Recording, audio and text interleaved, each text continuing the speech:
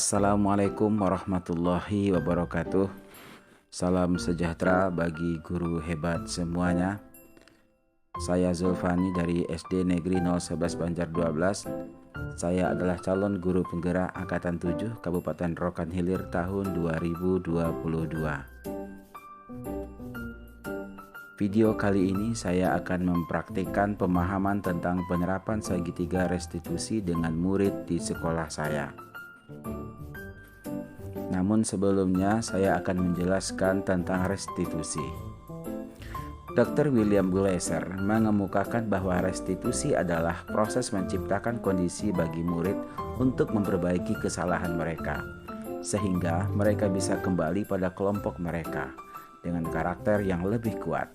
Restitusi memberikan penawaran bukan paksaan, desakan, atau tuntutan maupun bentuk lain dari suatu tekanan yang menyebabkan seseorang menjadi merasa tertekan. Restitusi dianggap mampu memecahkan masalah peserta didik karena memiliki ciri-ciri sebagai berikut. 1. Restitusi bukan untuk menebus kesalahan, namun bagaimana memaknai kesalahan sebagai suatu pembelajaran. 2. Restitusi adalah tawaran, bukan paksaan. 3. Restitusi menuntun untuk melihat ke dalam diri. 4. Restitusi mencari kebutuhan dasar yang mendasari tindakan. 5. Restitusi fokus pada karakter, bukan pada tindakan. 6. Restitusi fokus pada solusi. Dan yang 7, restitusi mengembalikan siswa yang berbuat salah pada kelompoknya. Segitiga restitusi. Langkah-langkah segitiga restitusi. 1. Menstabilkan identitas. 2. Validasi tindakan yang salah. Dan yang ketiga, menanyakan keyakinan. Proses 3 tahapan tersebut didasarkan pada prinsip-prinsip utama dari teori kontrol, yaitu 1. Kita semua akan melakukan hal terbaik yang bisa kita lakukan. 2.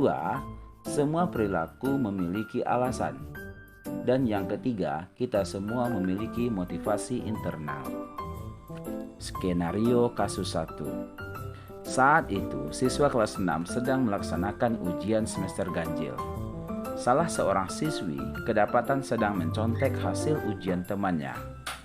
Dalam kesepakatan kelas, terdapat beberapa nilai kebajikan yang telah disepakati dan diyakini bersama, yaitu mandiri dan jujur.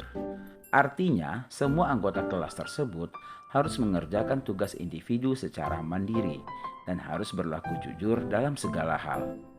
Mencontek merupakan tindakan yang bukan perilaku mandiri dan jujur. Sebagai seorang guru, saya harus melaksanakan tindakan penyelesaian masalah dengan menerapkan segitiga restitusi.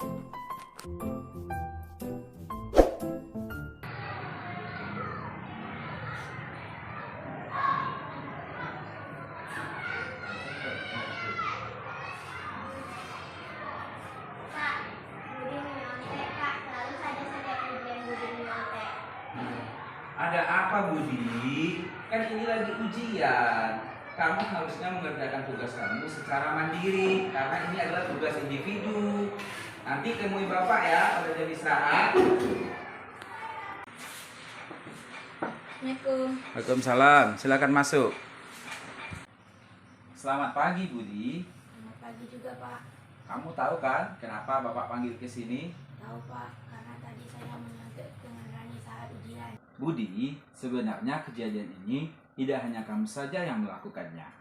Ada beberapa teman kamu yang pernah menyontek tapi hanya sekali 2 kali saja. Mereka pun tidak pernah nyontek lagi setelah Bapak ingatkan. Tapi Budi sudah beberapa kali Bapak ingatkan tetap saja nyontek tugas temannya. Bapak tidak tertarik mencari tahu siapa yang salah. Bapak hanya ingin mencari solusi dari permasalahan ini. Kemudian kamu nyontek dengan Rani pasti ada suatu alasan, bukan? Iya, Pak, tadi malam saya tidak belajar, Pak. Jadi banyak yang saya tidak paham soal-soal tersebut. Oh, begitu. Kira-kira kenapa Budi tidak belajar? Bukankah Budi tahu kalau saat ini kita ujian semester? Tahu, Pak, tapi tadi malam saya ketiduran. Di rumah ada yang bisa mengingatkan Budi tidak untuk belajar? Ada Pak, ibu saya. Kadang-kadang kakak juga mengingatkan. Nah, bukannya Budi bisa meminta bantuan kakak untuk mengajarkan Budi belajar? Bisa Pak, Setelah ini, apakah Budi ada niatan untuk belajar lebih giat lagi?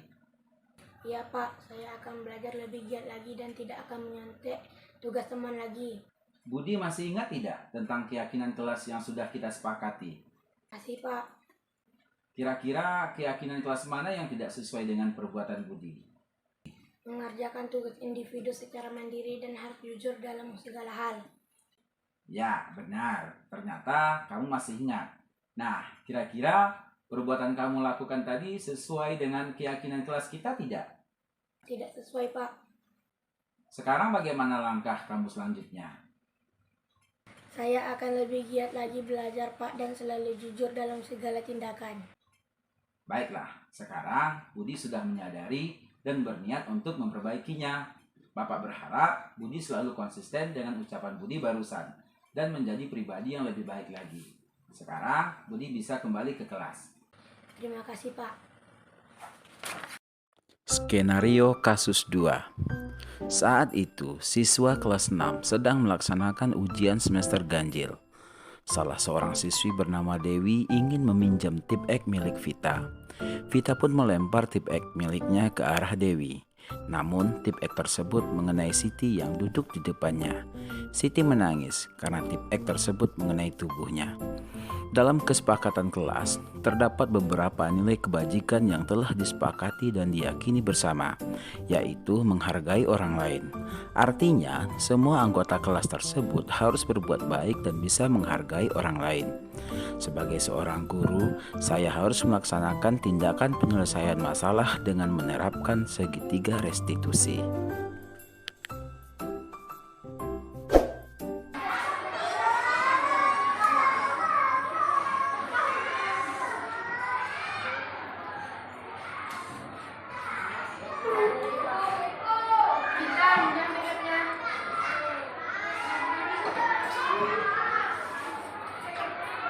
Ada apa ini?